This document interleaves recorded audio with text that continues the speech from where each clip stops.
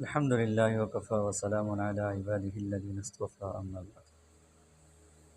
میں آج آپ لوگوں کے سامنے حضرت علی رضی اللہ تعالی عنہ اور حضرت عمر رضی اللہ تعالی عنہ کا ایک واقعہ پیش کرنے لگا ہوں۔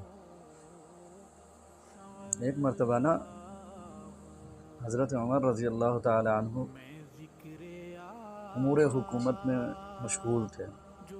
اتنے میں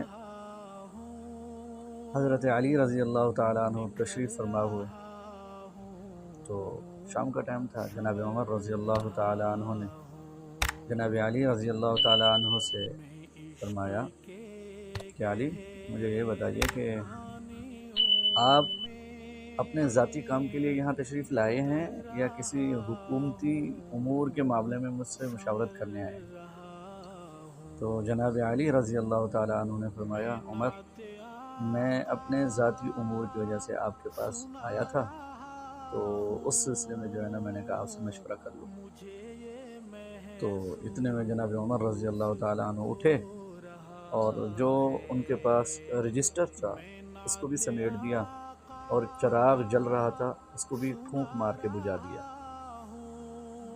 جناب علی رضی اللہ تعالیٰ عنہ حیران ہوئے اور فرمانے لگے، عمر، مہمان کے آنے پر تو چراغ بجھایا تو نہیں جاتا، چراغ تو جلایا جاتا ہے، آپ نے یہ کیوں کیا؟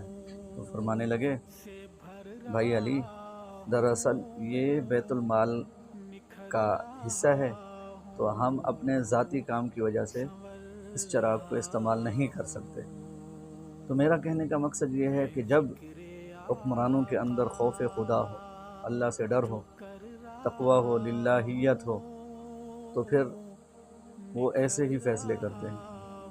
اللہ تبارک و تعالی دونوں حضرات کو جزائے خیر عطا فرمائے۔ اگر میرا یہ واقعہ آپ لوگوں کو اچھا لگا ہو تو اس کو لائک کیجیے گا، شیئر کیجیے گا اور سبسکرائب بھی ضرور کیجیے گا۔ دعاؤں میں یاد رکھیے گا۔ فجزاکم اللہ خیرا۔ السلام علیکم ورحمۃ اللہ وبرکاتہ۔